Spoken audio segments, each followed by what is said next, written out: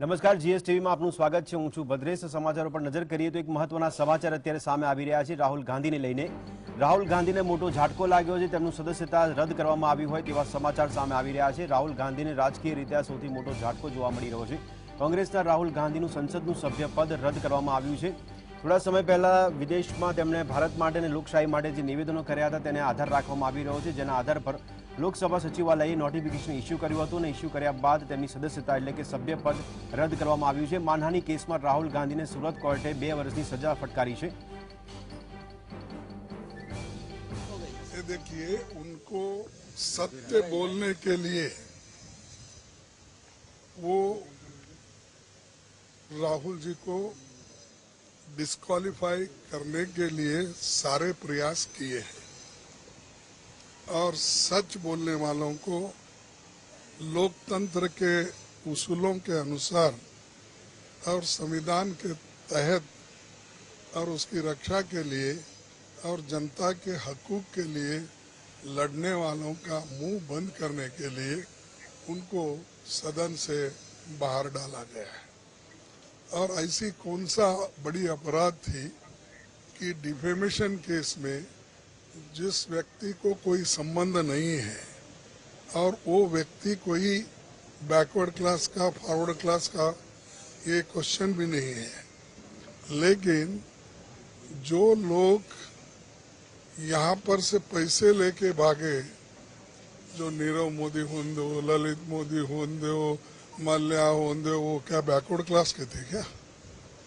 तो ये जब ये ऐसा एक परसेप्शन बना रहे हैं कि राहुल जी बैकवर्ड क्लास के खिलाफ बोले और राहुल जी जो सच्चाई देश के सामने रखना चाहते थे और रख रहे हैं वो उनको जच रहा नहीं, तो इसीलिए वो अगर राहुल जी को बाहर डाले तो उनकी समस्या खत्म होती है, ऐसा उनके समझ में आता होगा, लेकिन उनकी समस्या खत्म होने वाले नहीं।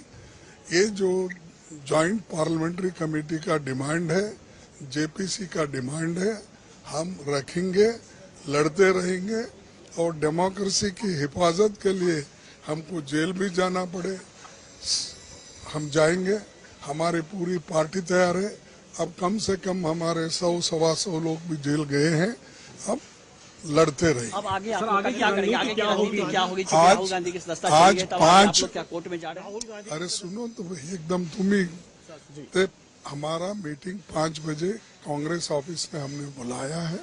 सभी सीनियर लीडर्स को वहां पर बुलाकर किस ढंग से किस तरीके से इस लड़ाई को आगे लेके चलना, ये रणनीति हम तय करेंगे। क्या कोर्ट का रास्ता भी खुला हुआ है आपके लिए?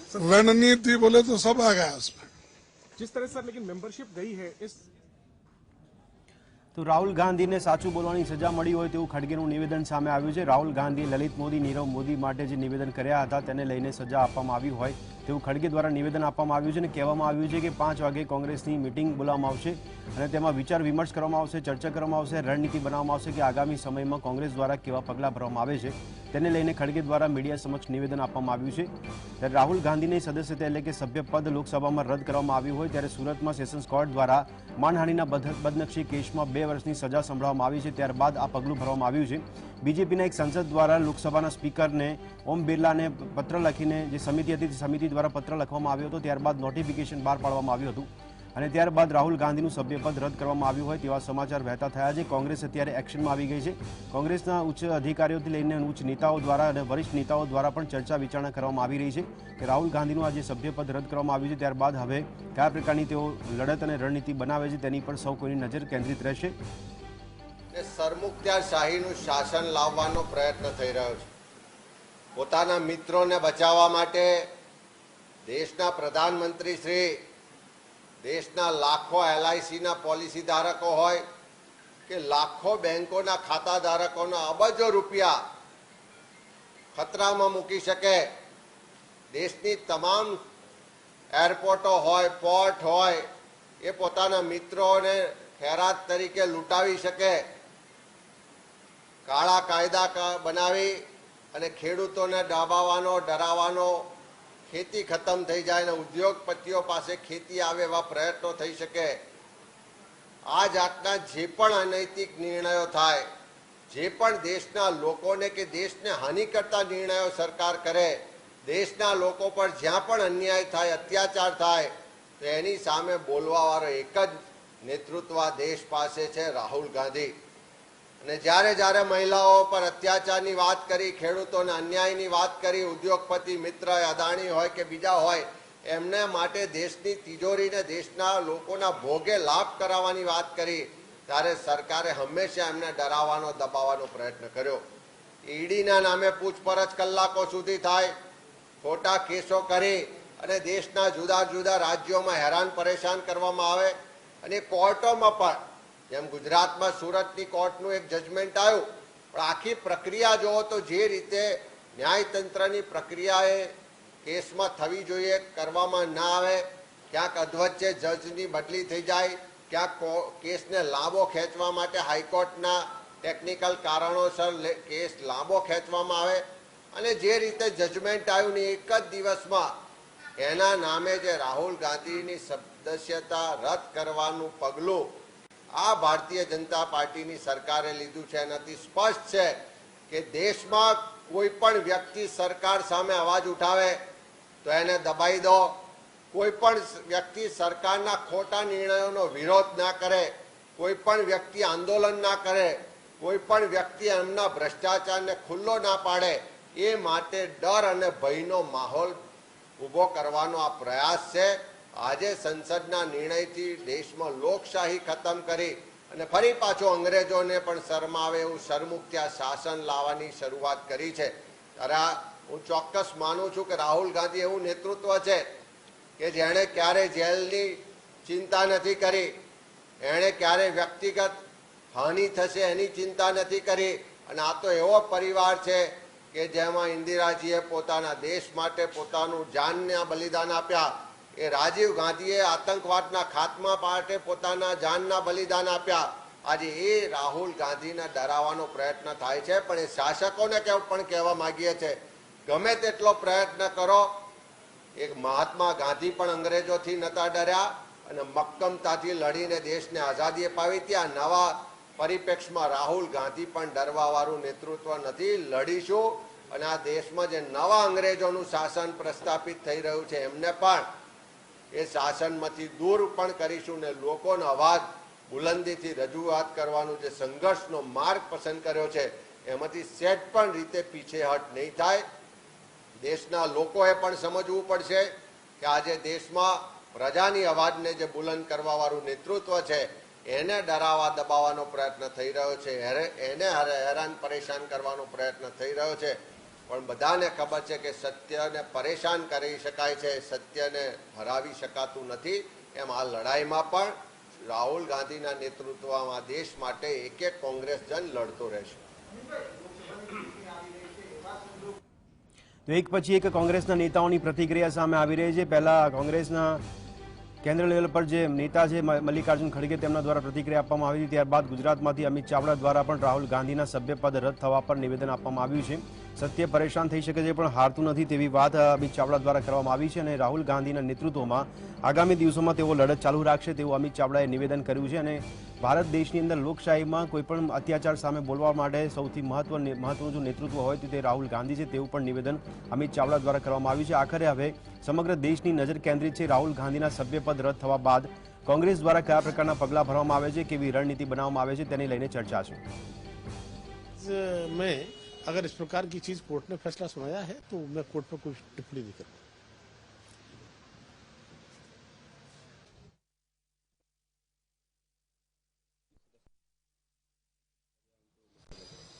देखिए वो तो एक जुडिशियल प्रोसेस है, उसके तहत कार्रवाई हुई है कि वैसे भी कानून है दल बदल विधेयक में भी, और उस तरीके से कि कानून अगर 2 वर्ष से अधिक की सजा है तो उसमें सदस्यता स्वतः समाप्त हो जाती है. तो इसमें कोई नई बात नहीं. तो पहले भी ऐसी परंपरा रही, जिनको 2 वर्ष की सजा हुई उनकी सजा.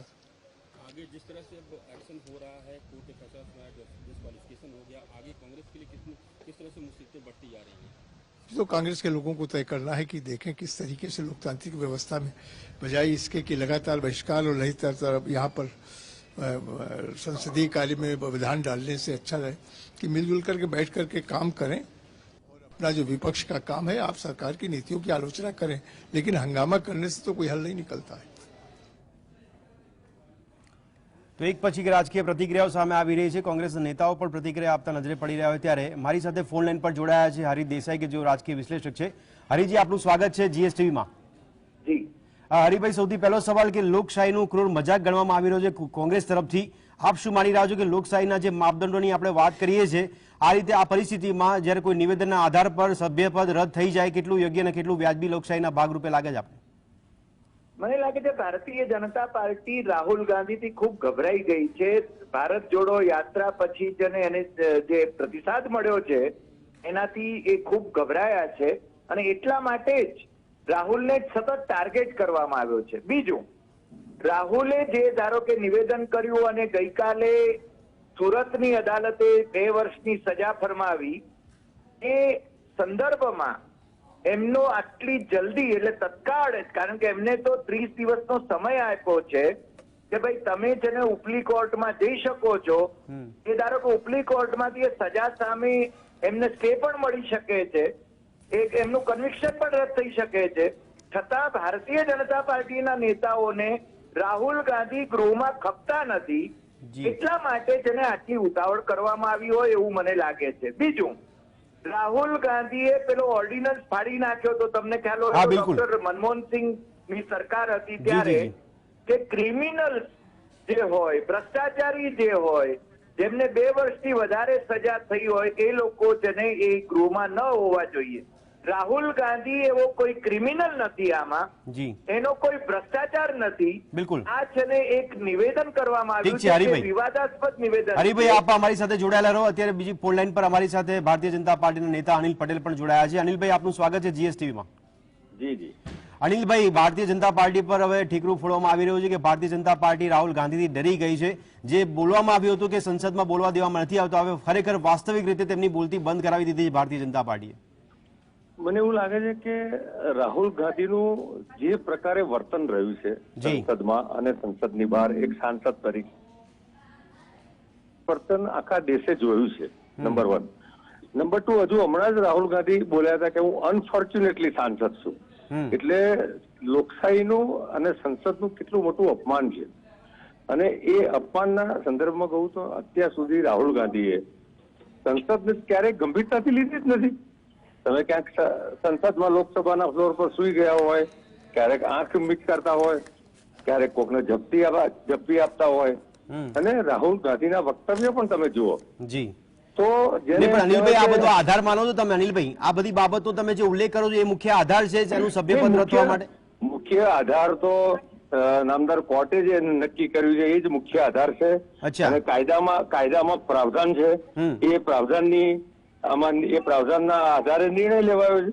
ઓકે અનિલભાઈ, અમારી સાથે જોડાયેલા હરિભાઈ દેસાઈ રાજકીય વિશ્લેષક પણ આપણી સાથે જોડાયા છે। હરિભાઈ, અનિલભાઈનું કહેવું છે કે જે આધાર આપવામાં આવ્યો છે એમાં તો કાયદાકીય બાબત નોંધવામાં આવી રહી છે, જે 2 વર્ષની સજા ફટકારવામાં આવી છે એના આધાર પર જ આ કામગીરી થઈ છે।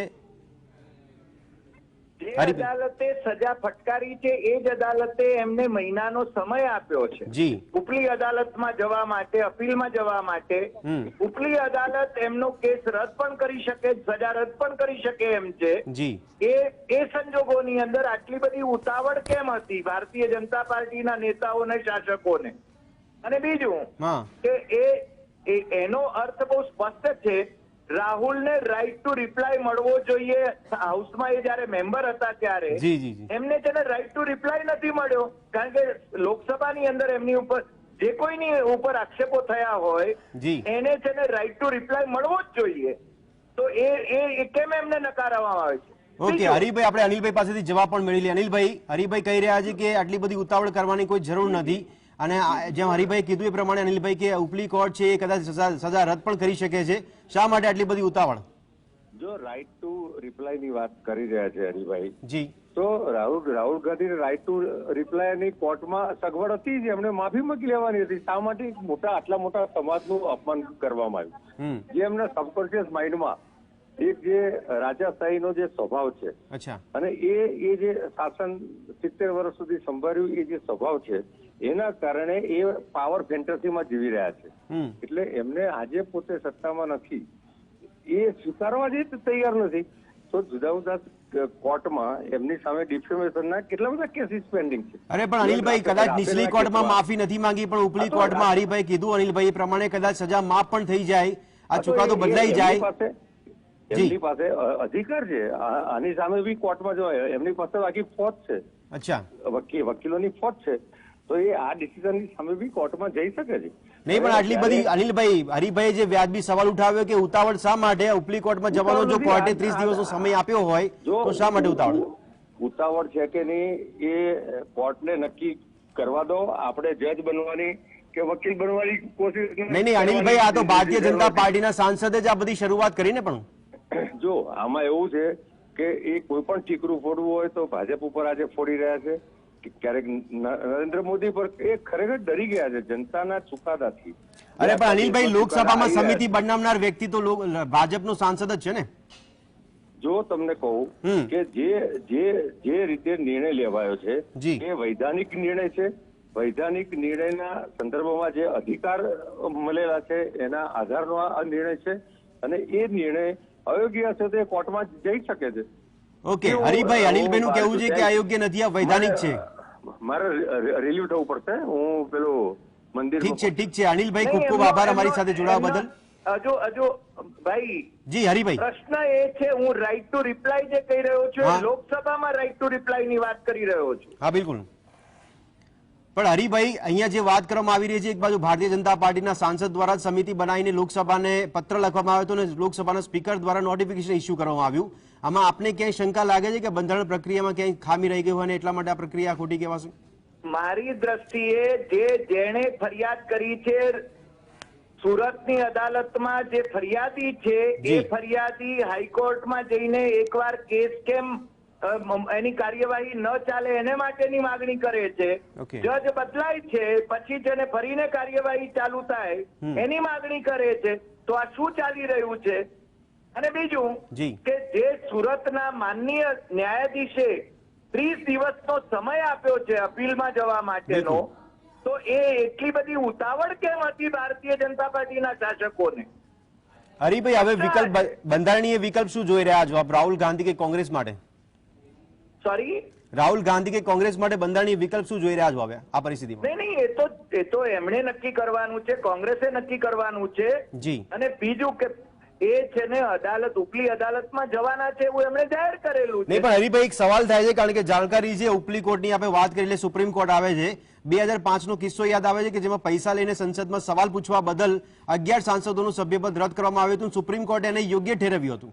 તો આ કેસમાં બી સુપ્રીમ કોર્ટમાં જો દખલગીરી કરવામાં આવે તો શું લાગે છે આપણે, શક્યતા કેટલી લાગે છે કે સભ્યપદ પાછું આવે કે રદ રહે? તમે આ બંને બાબતોને ન કહી શકો. મેં એટલા માટે જ કહ્યું કે રાહુલ ગાંધી કોઈ મર્ડરનો આરોપી નથી. જી. રાહુલ ગાંધી કોઈ ભ્રષ્ટાચારનો આરોપી નથી. જી. રાહુલ ગાંધીએ જે કહ્યું છે એ ડેફેમેશન, ક્રિમિનલ ડેફેમેશન છે 499 અને 500 આઈપીસી હેઠળ. બિલકુલ. અને એની અંદર મેક્સિમમ સજા આપીને એને ડિસ્કોલિફાય કરવાની વાત કરી છે. જી જી જી.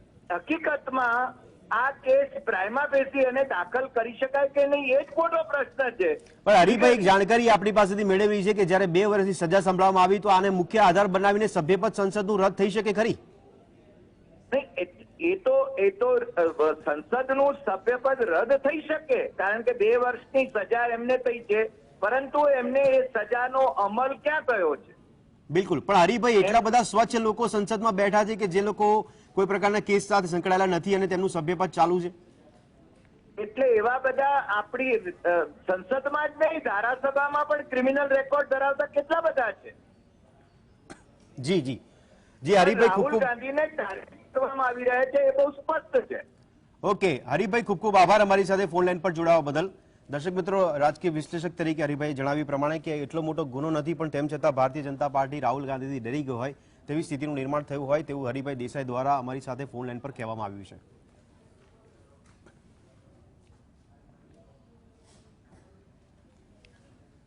તો દર્શક મિત્રો, રાહુલ ગાંધીને લઈને અત્યારે સમગ્ર દેશમાં ચર્ચાનો વિષય થયો છે.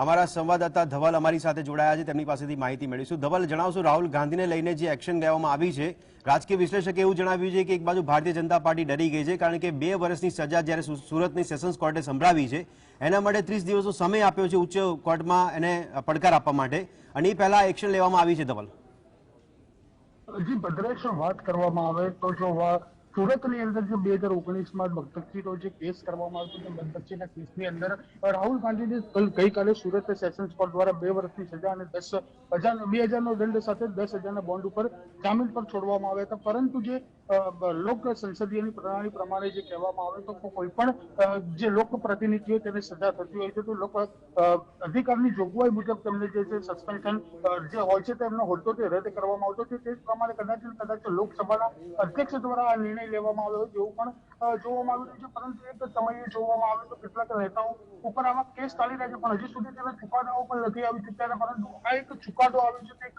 ચુકાદો આવ્યા બાદ તેમનું સસ્પેન્શન 24 કલાકની અંદર રદ કરવામાં આવ્યું છે. અને સાથે સાથે જો વાત કરવામાં તો જે સેશન્સ કોર્ટ દ્વારા છે તેમને 30 દિવસનો સમય પણ આપવામાં આવ્યો હતો કે આગામી દિવસોની અંદર જે તમે છે ઉપલી અદાલતમાં 30 દિવસ સુધી જઈ શકો છો. તે 30 દિવસનો સમયગાળો આપવામાં આવ્યો હતો. તે છતાં પણ અત્યારે હાલ રાહુલ ગાંધીનું જે સસ્પેન્શન છે તે સસ્પેન્ડ કરવામાં આવે છે, લોકસભાની અંદરથી સભ્યપદ રદ કરવામાં આવ્યું છે. તો સાથે સાથે જે ગુજરાત કોંગ્રેસના નેતાઓ પણ આને વખોડી રહ્યા છે, સાથે સાથે કહી રહ્યા છે કે ભાજપનો એક તાનાશાહી કહી શકાય કે ભાજપ એક તાનાશાહી કરી રહી છે. અને જો અત્યારે તમે જે પ્રકારે વાત કરી કે હરિભાઈ જે રાજકીય વિશ્લેષક છે તેમના દ્વારા કહેવામાં આવ્યું કે એક બાજુ કે ભાજપના નેતાઓ કદાચ રાહુલ ગાંધીથી ડરી ગયા હોય તેવું પણ તેમના દ્વારા કહેવામાં આવ્યું છે. તો વાત કરીએ તો જે સમગ્ર વિગતે જોવામાં આવે તો રાહુલ ગાંધીની જે ભારત જોડો યાત્રા હતી, ત્યારબાદ ગુજરાતમાં હાથે હાથ જોડો યાત્રા શરૂ થઈ હતી.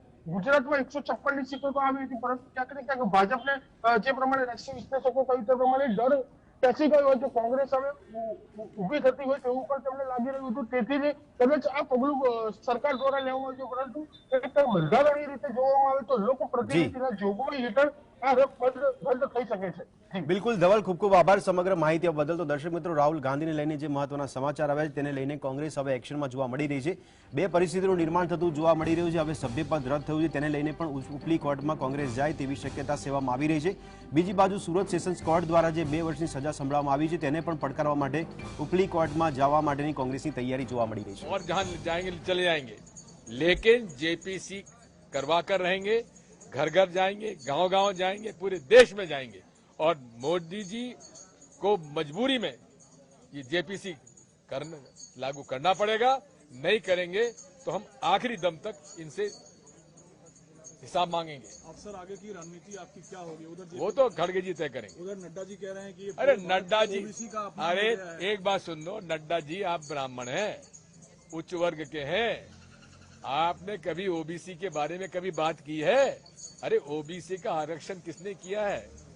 उस समय जनता दल में हुआ, आपने जनता दल का समर्थन छोड़ दिया था मंडल कमीशन की वजह से. आप कहां की ओबीसी की बात करते हैं? आप लोगों को उम्मीद थी इतनी आनंद. और दूसरी बात यह है, ये कह रहे हैं मोदी समाज. अरे मोदी में तो बनिया भी हैं, ओबीसी भी हैं और अनेक लोग हैं, अपर कास्ट भी है. मोदी बनिया अपर कास्ट हुआ हमारे यहाँ, जैन है. तो ये इनका झूठ बोलने वाले, मैं एक समझता हूँ कि बीजेपी और आरएसएस में झूठ बोलने वालों का कोई मुकाबला नहीं. लोगों को उम्मीद थी आज फैसला. अरे मालूम था, उम्मीद क्या थी, मालूम था होना ही.